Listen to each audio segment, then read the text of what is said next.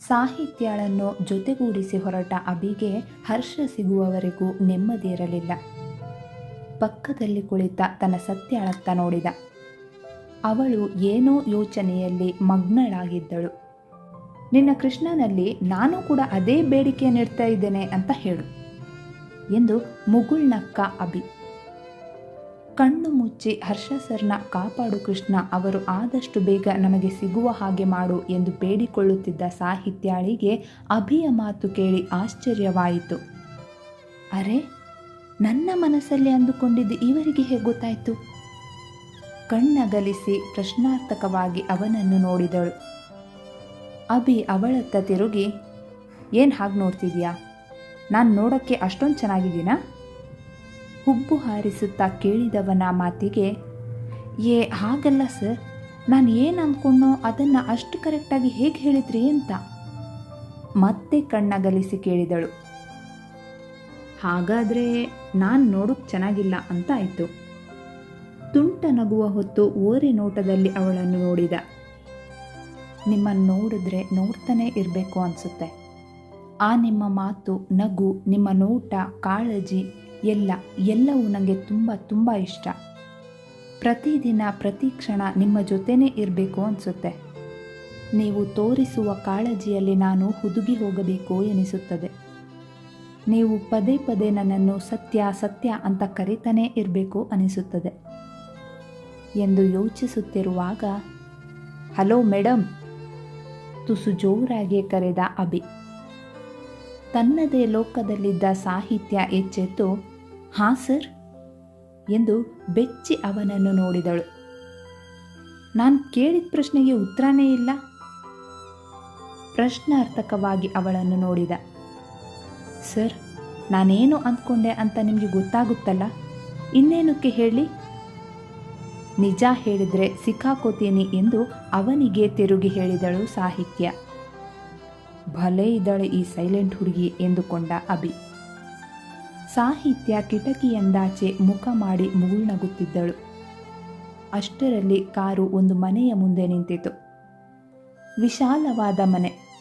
ಎದುರುಗಿದ್ದ ಹೂವಿನ ತೋಟದಲ್ಲಿ ಬಗೆ ಬಗೆಯ ಹೂವುಗಳು ಬಿಟ್ಟಿತ್ತು. ಸಾಹಿತ್ಯ ಕಾರಿನಿಂದಿಳಿದು ಅಭಿಯ ಕಡೆ ತಿರುಗಿ, ಸರ್, ಯಾರ್ದು ಈ ಮನೆ ಎಂದು ಸುತ್ತಲೂ ನೋಡುತ್ತಾ ಕೇಳಿದಳು. ಬಾ, ಗೊತ್ತಾಗುತ್ತೆ ಎಂದು ಮುಂದೆ ನಡೆದ ಅಭಿ. ಹಿಂಬಾಲಿಸಿದಳು ಸಾಹಿತ್ಯ.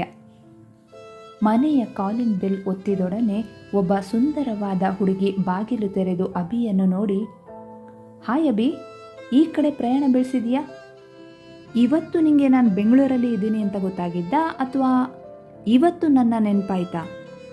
ಹುಸಿಕೋಪದಿಂದ ನಗುತ್ತಾ ಕೇಳಿದವಳನ್ನೇ ಆಶ್ಚರ್ಯದಿಂದ ನೋಡುತ್ತಾ ನಿಂತಿದ್ದಳು ಸಾಹಿತ್ಯ. ಹಾಗೇನಿಲ್ಲ ಧನ್ಯ, ನಿಮಗೆ ಗೊತ್ತಲ್ಲ ನಮ್ಮ ಕೆಲಸ ಹೇಗಿರುತ್ತೆ ಅಂತ ನಗುತ್ತಲೇ ಉತ್ತರಿಸಿದ ಅಭಿ. ನೀನು ಬಿಡಪ್ಪ, ಮಾತಾಡೋಕ್ಕೂ ಟೈಮ್ ಇರಲ್ಲ ನಿಂಗೆ. ಇನ್ನು ಇಲ್ಲಿ ಬರೋದು ಅಷ್ಟರಲ್ಲೇ ಇದೆ.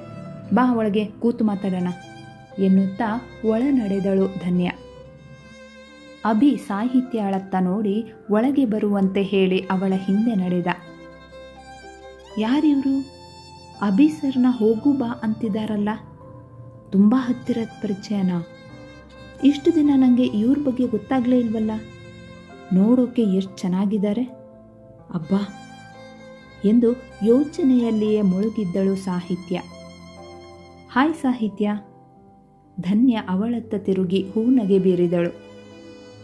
ಸಾಹಿತ್ಯ ತನ್ನ ಯೋಚನಾ ಲಹರಿಯಿಂದ ಹೊರಬಂದು ಹಾಯ್ ಎಂದಳು. ನೋಡೋಕೆ ತುಂಬ ಚೆನ್ನಾಗಿದ್ದೀರಾ ಮತ್ತದೇ ನಗುವ ಹೊತ್ತು ಹೇಳಿದಳು ಧನ್ಯ.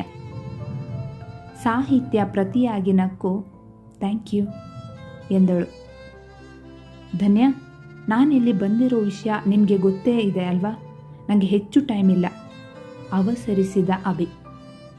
ಇರೋ 1 ನಿಮಿಷ, ಕಾಫಿ ತರ್ತೀನಿ, ಮೊದಲನೇ ಸಲ ಬಂದಿದ್ಯಾ ಎಂದು ಕಾಫಿ ಮಾಡಲು ಹೊರಟಾಗ, ಧನ್ಯ, ಈ ಫಾರ್ಮಾಲಿಟೀಸ್ ಎಲ್ಲ ಬೇಡ, ಈಗಷ್ಟೇ ಊಟ ಮಾಡ್ಕೊಂಡು ಬಂದ್ವಿ ಎಂದು ಅಭಿ ಅವಳನ್ನು ತಡೆದ. ಓ ಹೌದಾ, ಸರಿ ಬಿಡು.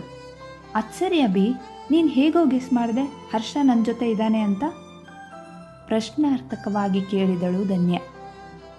ನೀನಂತೂ ಕಾಲ್ ಮಾಡಿ ವಿಷಯ ಕೇಳಿದ್ರೆ ಮನೆಗೆ ಬಾ ಅನ್ನೋದು ಬಿಟ್ಟರೆ ಬೇರೆ ಏನು ಹೇಳಲ್ಲ. ಅವನಿಲ್ದೆ ತಲೆ ಕೆಟ್ಟು ಹೋಗಿದೆ, ಅದಕ್ಕೆ ಬಂದೆ ಉತ್ತರಿಸಿದ ಅಭಿ. ಅಯ್ಯೋ ಅಭಿ, ಹರ್ಷ ನನ್ನ ಜೊತೆ ಇದ್ದಾನೆ ಅಂತ ಅದು ಹೇಗೆ ಗೆಸ್ ಮಾಡಿದೆ ಅಂತ ಕೇಳಿದ್ದು ಕಣೋ ನಾನು. ಮತ್ತೆ ಒತ್ತಿ ಕೇಳಿದಳು ಧನ್ಯ. ಸಿಟಿ ಒಳಗಡೆ ಇರೋ CC ಕ್ಯಾಮ್ರಾದಲ್ಲಿ ಒಂದು ಬ್ಲ್ಯಾಕ್ ಸ್ಕಾರ್ಪಿಯೋ ಕಾರ್ ನೋಡಿದೆ. ಆಗ ನಿಮ್ಮ ನೆನಪಾಗಿ ಕಾಲ್ ಮಾಡಿದ್ದು. ನೀವು ಅವನ ಬಾಡಿಗಾರ್ಡ್ ಅಲ್ವಾ ಎನ್ನುತ್ತಾ ಕಿರುನಗೆ ಬೀರಿದ ಅಭಿ. ನಾನು ಬಾಡಿಗಾರ್ಡ್ ಆದರೂ ಏನು ಪ್ರಯೋಜನ? ಅವನಿಗೆ ಕೋಪನೇ ಕಮ್ಮಿ ಆಗಿಲ್ವಲ್ಲ ಎನ್ನುತ್ತಿದ್ದಂತೆ ಅವಳ ಮುಖ ಸಪ್ಪಗಾಯಿತು. ಧನ್ಯ, ಅವನ ಬಗ್ಗೆ ನಿಮಗೆ ಗೊತ್ತೇ ಇದೆ ತಾನೇ, ಅದರಲ್ಲಿ ಬೇಜಾರು ಮಾಡ್ಕೊಳ್ಳೋದೇನು ಬಂತು? ಹರ್ಷನ ಪರವಹಿಸಿ ಮಾತನಾಡಿದ.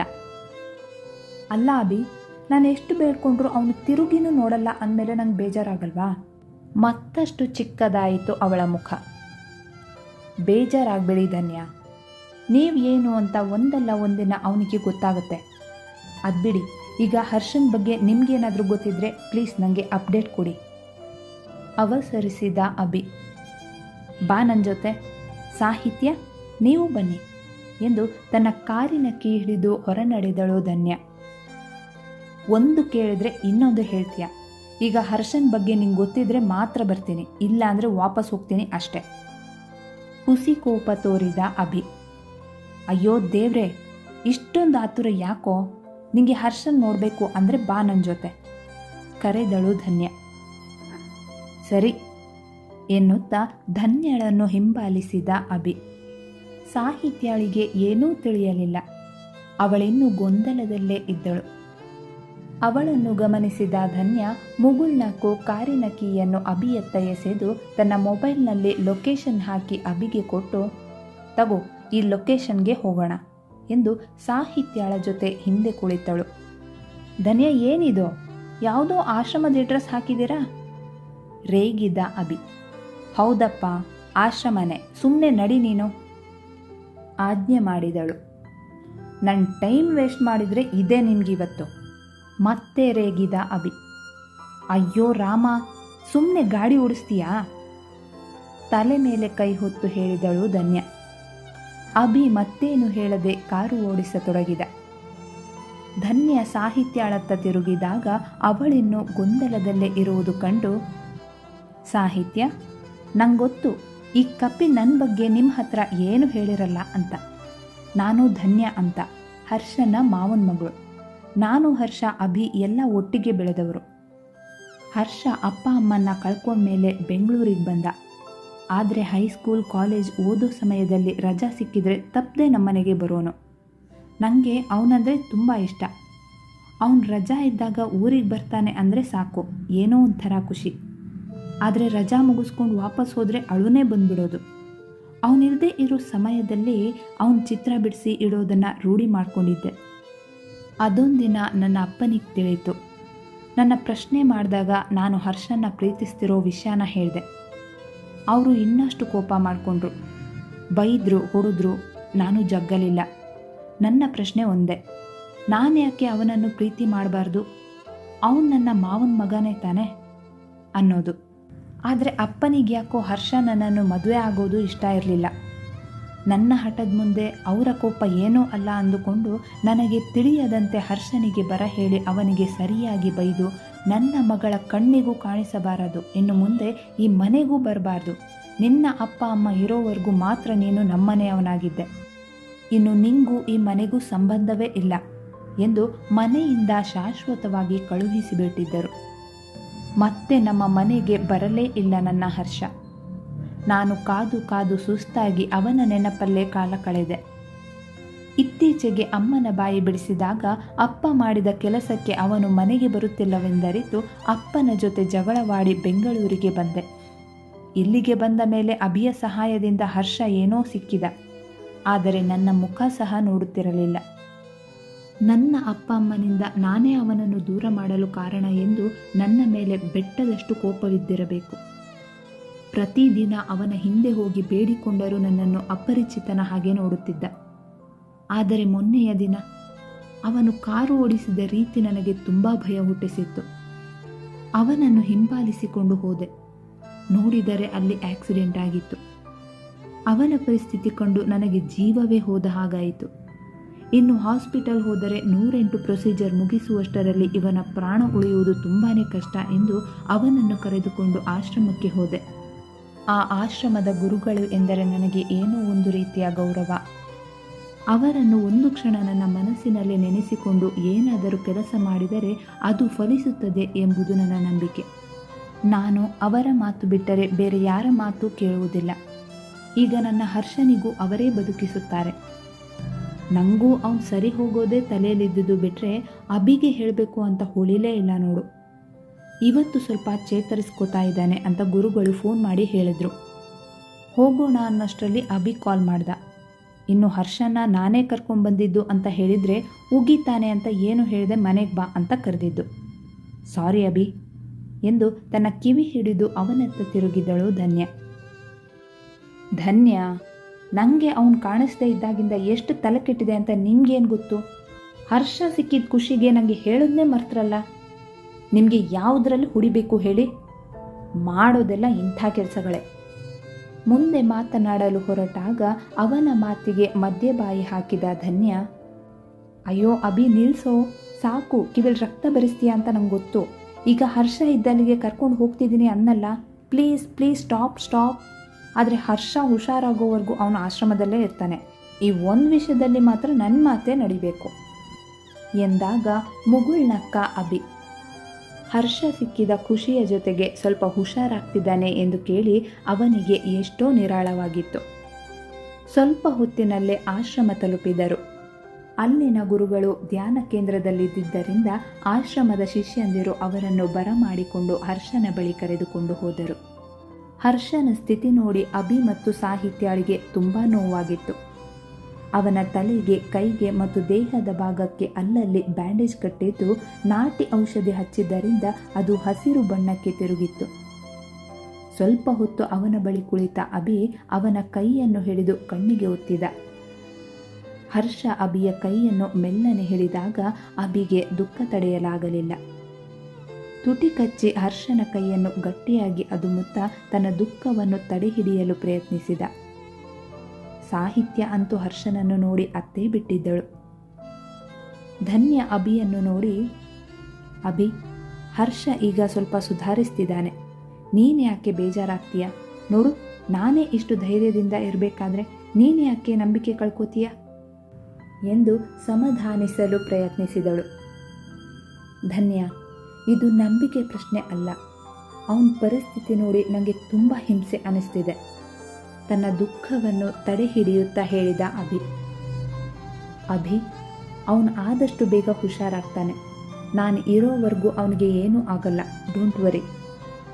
ಮತ್ತೆ ಸಮಾಧಾನಿಸಲು ಪ್ರಯತ್ನಿಸಿದಳು ಧನ್ಯ. ಥ್ಯಾಂಕ್ ಯು ಧನ್ಯ, ನನ್ನ ಹರ್ಷನ ಕಾಪಾಡಿದ್ದಕ್ಕೆ ಎಂದು ಕಿರುನಗೆ ಬೀರಿದ. ಅಯ್ಯ, ನಾನೇ ನಿನ್ನ ಹರ್ಷನ ಕಾಪಾಡಿಲ್ವೋ? ನನ್ನ ಹರ್ಷನ ನಾನು ಕಾಪಾಡಿದ್ದು. ಪ್ರತಿಯಾಗಿ ನಕ್ಕಳು ಧನ್ಯ. ಆಯಿತು ತಾಯಿ, ನಿಮ್ಮದೇ ಹರ್ಷ, ಸಮಾಧಾನನ? ಮತ್ತೆ ಮುಗುಳ್ನಕ್ಕ ಅಭಿ. ಸರಿ, ಹೆಚ್ಚು ಹೊತ್ತು ಇಲ್ಲಿ ಇರೋ ಹಾಗಿಲ್ಲ, ಬನ್ನಿ ಬೇಗ. ಅವರಿಗೆ ಟ್ರೀಟ್ಮೆಂಟ್ ಕೊಡೋಕೆ ಗುರುಗಳು ಬರೋ ಹೊತ್ತಾಯಿತು. ಆಗ ನಾವೆಲ್ಲ ಇಲ್ಲಿ ಇರೋ ಹಾಗಿಲ್ಲ. ಧನ್ಯ ಅವಸರಿಸಿದಳು. ಅವಳ ಮಾತಿಗೆ ಅಭಿ ಸ್ವಲ್ಪ ಹೊತ್ತು ಹರ್ಷನ ಬಳಿ ಕುಳಿತು ಅವನ ಹಣೆಗೊಂದು ಮುತ್ತ ನೆಟ್ಟು ಹೊರ ನಡೆದ. ಸಾಹಿತ್ಯ ಮತ್ತು ಧನ್ಯ ಅವನನ್ನು ಹಿಂಬಾಲಿಸಿದರು. ಅಭಿ ತುಂಬಾನೇ ನಿರಾಳನಾಗಿದ್ದ. ಹರ್ಷ ಬದುಕಿರುವುದೇ ಅವನಿಗೆ ಒಂದು ದೊಡ್ಡ ಸಂತೋಷದ ವಿಷಯವಾಗಿತ್ತು. ಅವರು ವಾಪಸ್ಸು ಬರುವಾಗ ತುಂಬ ಕತ್ತಲಾಗಿದ್ದರಿಂದ ಧನ್ಯಾಳನ್ನು ಮನೆಗೆ ಬಿಟ್ಟು ಸಾಹಿತ್ಯ ಜೊತೆ ಮನೆಗೆ ಹೊರಟ. ದಾರಿ ಮಧ್ಯೆ ಸಾಹಿತ್ಯ ಅಭಿಯನ್ನು ನೋಡಿದಳು. ಅವನು ಮೌನವಾಗಿ ಕಾರು ಓಡಿಸುತ್ತಿದ್ದ. ಸರ್, ಹರ್ಷ ಸರ್ ಹುಷಾರಾಗ್ತಾರಲ್ವಾ? ಪ್ರಶ್ನಾರ್ಥಕವಾಗಿ ಕೇಳಿದಳು. ಆಗ್ತಾನೆ ಸತ್ಯ, ಅವನು ಇಷ್ಟು ಬೇಗ ನನ್ನ ಬಿಟ್ಟು ಹೋಗೋಕ್ಕೆ ಹೇಗೆ ಸಾಧ್ಯ ಹೇಳು? ಕಿರುನಗೆ ಬೀರುತ್ತಲೇ ಉತ್ತರಿಸಿದ. ಅವರು ನಿಮ್ಮನ್ನು ಬಿಟ್ಟು ಹೋಗಲ್ಲ ಅಂದಮೇಲೆ ಅಷ್ಟೊಂದು ಟೆನ್ಷನ್ ಯಾಕೆ ಮಾಡ್ಕೊಂಡಿದ್ರಿ? ಮರು ಪ್ರಶ್ನಿಸಿದಳು ಸಾಹಿತ್ಯ. ಅವನು ಕಾಣಿಸ್ಲಿಲ್ಲ ಅಂದರೆ ಟೆನ್ಷನ್ ಆಗದೆ ಇರುತ್ತಾ ಎಂದಾಗ, ಅದು ನಿಜಾನೇ. ಆಮೇಲೆ ಧನ್ಯ ಅವರಿಗೆ ನನ್ನ ಪರಿಚಯ ಹೇಗೆ? ನೀವೇನಾದರೂ ಮೊದಲೇ ಹೇಳಿದ್ರಾ? ಮತ್ತೆ ಪ್ರಶ್ನಿಸಿದಳು. ನಾನು ಯಾಕಮ್ಮ ನಿನ್ನ ಬಗ್ಗೆ ಹೇಳಿ? ಅವರು ಹರ್ಷನ್ ಸೆಕ್ಯೂರಿಟಿ ಗಾರ್ಡು. 3 ಹೊತ್ತು ಅವನೇನು ಮಾಡ್ತಾನೆ ಅಂತ ನೋಡ್ತಿರ್ತಾರೆ. ಅಂದಮೇಲೆ ನಿನ್ನ ಬಗ್ಗೆ ಗೊತ್ತಿಲ್ಲದೆ ಇರುತ್ತಾ? ಅವನು ಎಲ್ಲಿ ಹೋಗ್ತಾನೆ ಎಲ್ಲಿ ಬರ್ತಾನೆ ಅನ್ನೋದು ಅವರಿಗೆ ಪಕ್ಕಾ ಗೊತ್ತಾಗುತ್ತೆ. ಇನ್ನು ನೀನು ನಮ್ಮ ಮನೆಗೆ ಬಂದಿರೋದು ಅವರಿಗೆ ಗೊತ್ತಾಗದೇ ಇರುತ್ತಾ? ಆ ವಿಷಯ ಇರಲಿ ಸತ್ಯ, ಮತ್ತೆ ನಿಮ್ಮ ತಂಗಿಯಲ್ಲಿ? ಅವಳಿಗೆ ಪ್ರಶ್ನೆ ಕೇಳಿದ. ಅದು ಸರ್, ನಿಮ್ಮ ಹತ್ರ ಒಂದು ವಿಷಯ ಮುಚ್ಚಿಟ್ಟಿದ್ದೀನಿ, ಧ್ವನಿ ತಗ್ಗಿಸಿ ಹೇಳಿದಳು ಸಾಹಿತ್ಯ. ಪ್ರಶ್ನಾರ್ಥಕವಾಗಿ ಅವಳನ್ನೇ ನೋಡಿದ ಅಭಿ. ನನ್ನ ತಂಗಿಗೆ ಆಕ್ಸಿಡೆಂಟ್ ಆಗಿ ಆಸ್ಪತ್ರೆಯಲ್ಲಿದ್ದಾಳೆ. ಅಳು ಮುಖ ಹೊತ್ತು ಹೇಳಿದಳು. ಗೊತ್ತು, ನಿನ್ನ ತಂಗಿಗೆ ಆಗೋ ಆಕ್ಸಿಡೆಂಟ್ನ ತಪ್ಪಿಸಿದ್ದೇ ಹರ್ಷ ಅಂತ. ಅಭಿಯ ಮಾತು ಕೇಳಿ ಆಶ್ಚರ್ಯವಾಯಿತು ಸಾಹಿತ್ಯಾಳಿಗೆ. ನಿಮ್ಗೆ ಹೇಗೆ ಗೊತ್ತು? ಪ್ರಶ್ನಿಸಿದಳು. ಸಿಟಿ ಒಳಗಿಂದ ಆ ರೋಡಲ್ಲಿ ಹೋಗೋದ್ರಲ್ಲಿ ನಿನ್ನ ತಂಗಿ ಆ ಲಾರಿಯವನು ಹರ್ಷ ಮತ್ತು ಧನ್ಯ ಕಾರು ವಾಪಸ್ಸಾಗಿಲ್ಲ. ನನಗೆ ಧನ್ಯ ಕಾರು ಡೀಟೇಲ್ಸ್ ಸಿಗೋದು ಸ್ವಲ್ಪ ಲೇಟ್ ಆಯಿತು. ಒಂದು ಆಟೋ ಹೋಗಿದ್ದು ಸ್ವಲ್ಪ ಹೊತ್ತಲ್ಲೇ ವಾಪಸ್ಸಾಗಿತ್ತು. ಬಹುಶಃ ಅದು ನೀನು ನಿನ್ನ ತಂಗಿನ ಕರ್ಕೊಂಡು ಬಂದಿದ್ದು ಇರಬಹುದು ಅಂತ ಗೆಸ್ ಮಾಡಿದೆ. ಮತ್ತಷ್ಟು ಆಶ್ಚರ್ಯ ಸಾಹಿತ್ಯಾಳಿಗೆ.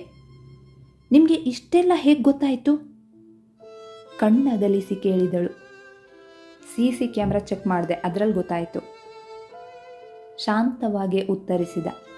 ಮತ್ತೆ ನೀವು ನನ್ನ ಹತ್ರ ಏನು ಕೇಳಲೇ ಇಲ್ವಲ್ಲ?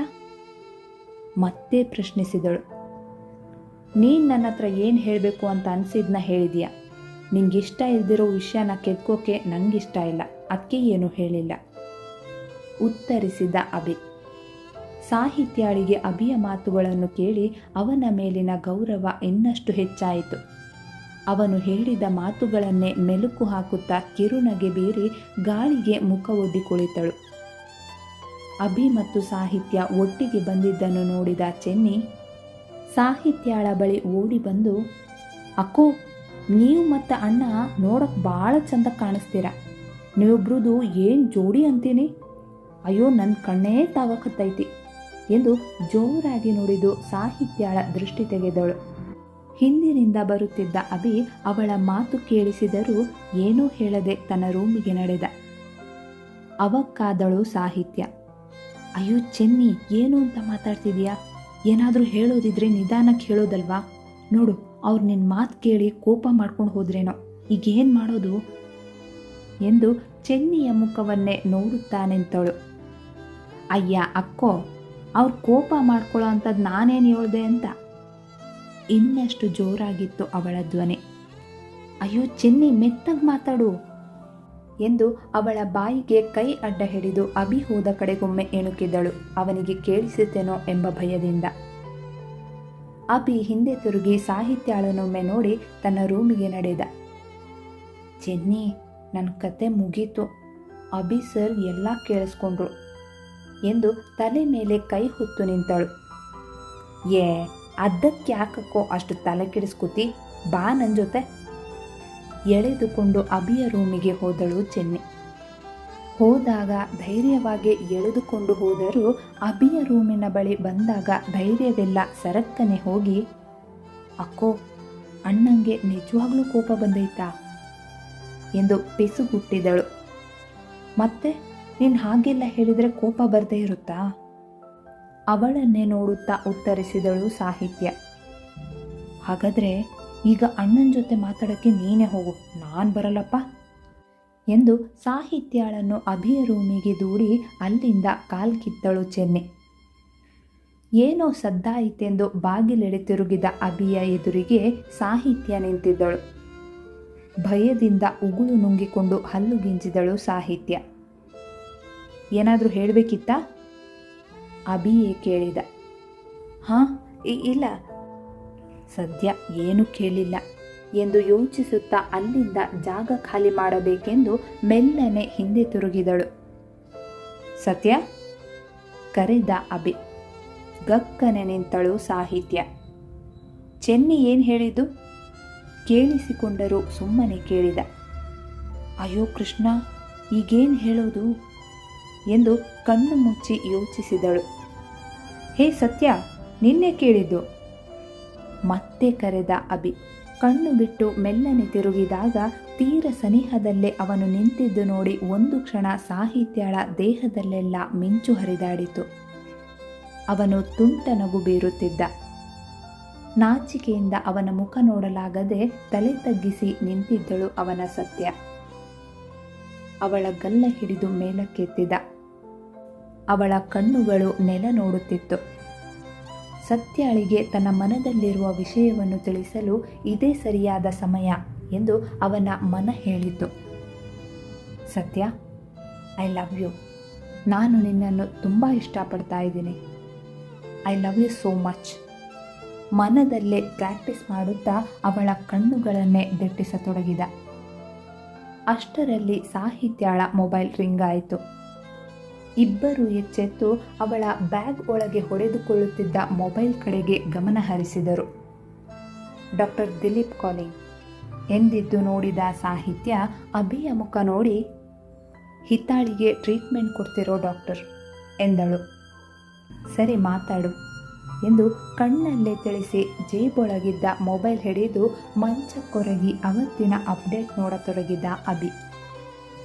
ಸಾಹಿತ್ಯ ತನ್ನ ರೂಮಿಗೆ ಹೋಗಿ ಕಾಲ್ ರಿಸೀವ್ ಮಾಡಿ, ಹಲೋ ದಿಲೀಪ್, ಹೇಳಿ, ಹಿತಾಗೆ ಪ್ರಜ್ಞೆ ಬಂತಾ ಎಂದು ಪ್ರಶ್ನಿಸಿದಳು. ಸಾಹಿತ್ಯ ಅವರೇ, ಹಿತ ಹಾಗೇ ಇದ್ದಾಳೆ, ಆದರೆ ಪ್ರಾಬ್ಲಮ್ ಅದಲ್ಲ. ಅವನ ಧ್ವನಿಯಲ್ಲಿ ಭಯವಿತ್ತು. ಮತ್ತೆ ಪ್ರಶ್ನಿಸಿದಳು ಆಕೆ. ನಾಳೆ ಬೆಳಿಗ್ಗೆ ಆಸ್ಪತ್ರೆಗೆ ಬನ್ನಿ, ಕೂತು ಮಾತಾಡೋಣ ಎಂದಾಗ ಭಯಗೊಂಡಳು ಸಾಹಿತ್ಯ. ಇರಿ, ನಾನೀಗಲೇ ಬರ್ತೀನಿ ಅವಸರಿಸಿದಳು.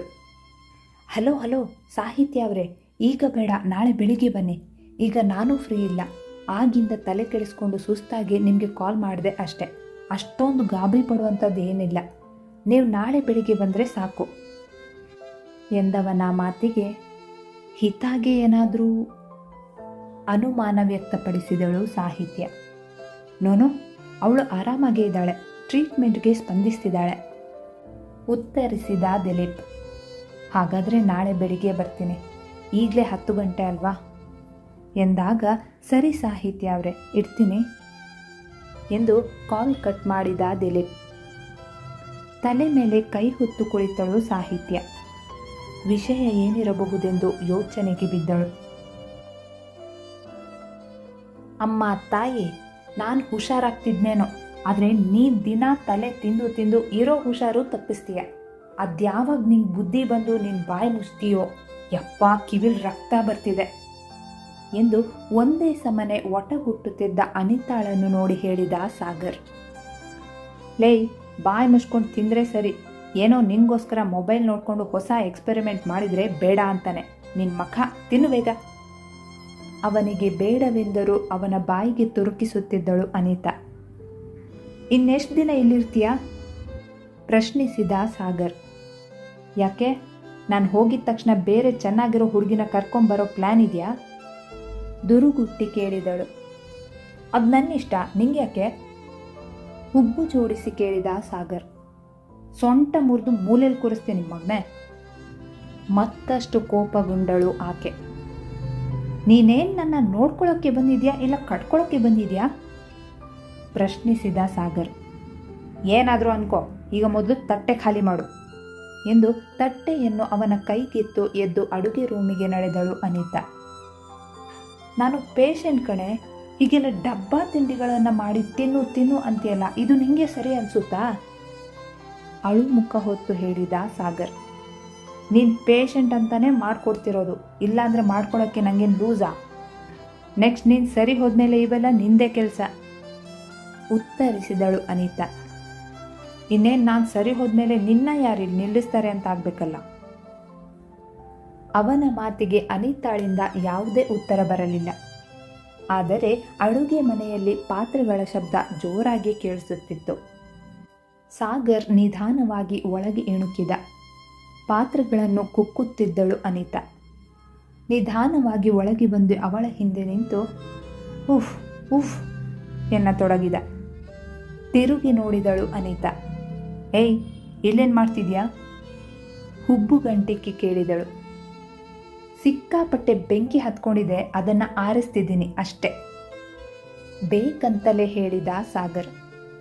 ಹೇ ಹೋಗೋ, ನೀವೆಲ್ಲ ನಿಮ್ಮ ಬೇಳೆ ಬೇಯೋವರೆಗೂ ಅಷ್ಟೆ, ಆಮೇಲೆ ನಾವೆಲ್ಲ ಎಲ್ಲಿ ನೆನಪಾಗ್ತೀವಿ, ಮುಖ ಉದ್ದಿಸಿ ಹೇಳಿದಳು. ಸಾರಿ, ಬಾಯಿ ತಪ್ಪಿ ಹೇಳಿದೆ. ನೋಡು, ನೀನು ಮಾಡಿದ ತಿಂಡಿನ ಎಷ್ಟು ಬೇಗ ಖಾಲಿ ಮಾಡಿದೆ ಅಂತ, ಸೂಪರಾಗಿತ್ತು ಎಂದು ಹೇಳಿದಾಗ, ಹೌದಾ, ಒಂದು ನಿಮಿಷ ಎನ್ನುತ್ತಾ ಮಾಡಿಟ್ಟಿದ್ದ ತಿಂಡಿನೆಲ್ಲ ತಂದು ಅವನ ತಟ್ಟೆಗೆ ಸುರಿದು, ತಗೋ, ಎಷ್ಟು ಬೇಕಾದರೂ ತಿನ್ನು ಆಯಿತಾ, ನಮ್ಗೆ ಗೊತ್ತು ನಿಂಗಿಷ್ಟ ಆಗುತ್ತೆ ಅಂತ, ಅದಕ್ಕೆ ಸ್ವಲ್ಪ ಜಾಸ್ತಿನೇ ಮಾಡಿದ್ದೆ, ತಿನ್ನು ತಿನ್ನು ಎಂದು ಖುಷಿಯಿಂದ ಹೇಳಿದಳು. ಥತ್ತೇರಿಕೆ, ಇವಳಿಗೆ ಸಮಾಧಾನ ಮಾಡೋಕ್ಕೆ ಬಂದು ನನ್ನ ತಲೆ ಮೇಲೆ ನಾನೇ ಕಲ್ಲು ಹಾಕ್ದಂಗಾಯ್ತಲ್ಲಪ್ಪ, ಇದು ಆಗಬೇಕಾಗಿದ್ದೆ ನನಗೆ ಎಂದು ಗುಣಗುತ್ತಾ ಹಣೆ ಚಚ್ಚಿಕೊಂಡು ಕಷ್ಟಪಟ್ಟು ತಿನ್ನತೊಡಗಿದ ಸಾಗರ್. ಬೆಳಗ್ಗೆ ಬೇಗ ಎದ್ದ ಅಭಿ ಸಾಹಿತ್ಯಾಳ ರೂಮಿಗೆ ಹೋಗಿ ಅವಳ ಮುದ್ದು ಮುಖವನ್ನು ಕಣ್ತುಂಬಿಕೊಳ್ಳುತ್ತಾ, ಐ ಲವ್ ಯು ಸತ್ಯ ಎಂದು ಮೆಲ್ಲನೆ ಪಿಸುಗುಟ್ಟಿ ಜಾಗಿಂಗ್ ಹೊರಟ. ಸ್ವಲ್ಪ ಹೊತ್ತಿನ ಬಳಿಕ ಎಚ್ಚರವಾದ ಸಾಹಿತ್ಯಾಳಿಗೆ ಅಭಿ ತನ್ನ ಪಕ್ಕದಲ್ಲೇ ಬಂದು ಕುಳಿತಂತೆ ಭಾಸವಾಗಿತ್ತು. ಸುತ್ತಲೂ ಒಮ್ಮೆ ನೋಡಿದಳು, ಯಾರೂ ಇರಲಿಲ್ಲ. ಕನಸಿರಬೇಕು ಎಂದು ಎದ್ದು ಫ್ರೆಶ್ ಆಗಿ ಬಂದಳು. ಅಷ್ಟರಲ್ಲಿ ಅಭಿ ಜಾಗಿಂಗ್ ಮುಗಿಸಿ ಬಂದಿದ್ದ. ಅವನ ಬಳಿ ಬಂದವಳೆ, ಸರ್, ನಿಮ್ಮ ಹತ್ರ ನಿನ್ನೆ ಒಂದು ವಿಷಯ ಕೇಳಬೇಕು ಅಂದ್ಕೊಂಡೆ, ಆಮೇಲೆ ಹರ್ಷ ಸರ್ ವಿಷಯದಲ್ಲಿ ಅದು ಮರ್ತು ಹೋಯಿತು, ಈಗ ಕೇಳೋಣ ಅಂದರೆ ನೀವು ಬ್ಯುಸಿ ಇದ್ದೀರೇನೋ ಅಂಜುತ್ತಲೇ ಕೇಳಿದಳು. ನೀನು ಯಾವಾಗ ಏನು ಕೇಳಿದ್ರು ಏನೂ ತೊಂದರೆ ಇಲ್ಲ, ನಾನು ಯಾವತ್ತೂ ನಿಂಗೋಸ್ಕರ ಫ್ರೀ ಮಾಡ್ಕೋತೀನಿ, ಹೇಳು ಏನು ವಿಷಯ ಕೇಳಿದ ಅಭಿ. ಅದು ಸಹನಾ ಫೋನ್ ರಿಸೀವ್ ಮಾಡ್ತಿಲ್ಲ ಅಂತ ಅಮ್ಮ ಹೇಳಿದ್ರು, ಅವರು ಎಲ್ಲಿದ್ದಾರೆ ಅಂತ ಮಾತನ್ನು ಅರ್ಧಕ್ಕೆ ನಿಲ್ಲಿಸಿದಳು ಸಾಹಿತ್ಯ. ಅವರಿಗೇನಾಗಿಲ್ಲ ಸತ್ಯ, ಆರಾಮಾಗಿದ್ದಾರೆ, ಇಂಡಿಯಾದಲ್ಲೇ ಇದ್ದಾರೆ, ಅವರಿಬ್ಬರೂ ಚೆನ್ನಾಗೇ ಇದ್ದಾರೆ ಅವಳ ಮಾತಿಗೆ ಉತ್ತರಿಸಿದ. ಸರ್ ಏನಾದರೂ ಸಹನಾ ಮೇಲೆ ಸೇಡ್ ತೀರ್ಸೋಕೆ ನೋಡ್ತಿದ್ದಾರಾ ಅಂತ ಭಯ ನನಗೆ, ತನ್ನ ಭಯವನ್ನು ವ್ಯಕ್ತಪಡಿಸಿದಳು. ಅವನು ನನ್ನ ತಮ್ಮ, ಅವನು ಆ ಥರ ಎಲ್ಲ ಮಾಡೋಲ್ಲ ಉತ್ತರಿಸಿದ ಅಭಿ. ಒಂದ್ಸಾರಿ ಸಹನಾ ಹತ್ರ ಮಾತಾಡೋಕ್ಕೆ ಎನ್ನುತ್ತಾ ಅಭಿಯ ಮುಖ ನೋಡಿದಳು. ವ್ಯವಸ್ಥೆ ಮಾಡ್ತೀನಿ ಎಂದು ಹೇಳಿ ಸುಮ್ಮನಾದ. ಯಾವಾಗ ಪ್ರಶ್ನಿಸಿದಳು. ಅವನು ಕಾಲ್ ಮಾಡಿದಾಗ ಉತ್ತರಿಸಿದ. ಅವ್ರು ಯಾವಾಗ ಕಾಲ್ ಮಾಡ್ತಾರೆ ಮತ್ತೆ ಪ್ರಶ್ನಿಸಿದಳು. ಪ್ರಶ್ನೆ ಮೇಲೆ ಪ್ರಶ್ನೆ ಕೇಳುತ್ತಿರುವವಳನ್ನೊಮ್ಮೆ ದುರುಗುಟ್ಟಿ ನೋಡಿದ ಅಭಿ. ಬೇಡ ಬಿಡಿ ಸರ್, ಅವ್ರು ಕಾಲ್ ಮಾಡಿದಾಗಲೇ ಕೊಡಿ. ಆಮೇಲೆ ಇನ್ನೊಂದು ವಿಷಯ, ನಾನು ಹಾಸ್ಪಿಟಲ್ ಹೋಗಿ ಅಲ್ಲಿಂದನೇ ಆಫೀಸಿಗೆ ಬರಲಾ ಕೇಳಿಕೊಂಡಳು ಅಭಿಯ ಬಳಿ. ಅಷ್ಟೇನಾ, ಸರಿ ಒಪ್ಪಿಗೆ ಸೂಚಿಸಿದ. ಪರ್ಮಿಷನ್ ಸಿಕ್ಕಿದ ಕೂಡಲೇ ಥ್ಯಾಂಕ್ ಯು ಸರ್ ಎಂದು ತನ್ನ ರೂಮಿಗೆ ಓಡಿ ಬ್ಯಾಗ್ ಹಿಡಿದು ಹೊರಟಳು. ಸಾಹಿತ್ಯ ಅನಿತಾಳ ಜೊತೆಗೂಡಿ ಆಸ್ಪತ್ರೆಗೆ ಬಂದಿದ್ದಳು. ಆಸ್ಪತ್ರೆಯಲ್ಲಿ ದಿಲೀಪ್ ಅವರಿಗಾಗಿ ಕಾಯುತ್ತಿದ್ದ. ಸಾಹಿತ್ಯ ಅವರೇ, ಸೋಮಶೇಖರ್ ಅಂಕಲ್ ಇವತ್ತು ಬೆಳಿಗ್ಗೆ ಮತ್ತೆ ಕಾಲ್ ಮಾಡಿದರು. ಅವರಿಗೆ ಹಿತಾ ಕಾಲ್ ರಿಸೀವ್ ಮಾಡದೆ ಇದ್ದಿದ್ದಕ್ಕೆ ಅನುಮಾನ ಬಂದಿದೆ. ಅವಳ ಜೊತೆ ಮಾತಾಡಲೇಬೇಕು ಅಂತ ಕೂತಿದ್ದಾರೆ. ಪ್ಲೀಸ್ ನೀವೇ ಈಗ ಮ್ಯಾನೇಜ್ ಮಾಡಬೇಕು. ಹಿತಾ ಅಂದರೆ ಆ ಮನೆಯಲ್ಲಿ ಎಲ್ರಿಗೂ ಪ್ರಾಣ. ಅವಳಿಗೆ ಹೀಗಾಗಿದೆ ಅಂತ ಗೊತ್ತಾದರೆ ಎಲ್ಲರೂ ತುಂಬ ನೊಂದ್ಕೋತಾರೆ. ಪ್ಲೀಸ್ ಅವರಿಗೆ ಬೇಜಾರಾಗೋಕ್ಕೆ ನನಗಿಷ್ಟ ಇಲ್ಲ. ಹೇಗಾದರೂ ಮಾಡಿ ನೀವೇ ಮ್ಯಾನೇಜ್ ಮಾಡಬೇಕು ಆತಂಕ ವ್ಯಕ್ತಪಡಿಸಿದ ದಿಲೀಪ್. ಕಂಗಾಲಾದಳು ಸಾಹಿತ್ಯ. ಮುಂದುವರೆಯುವುದು.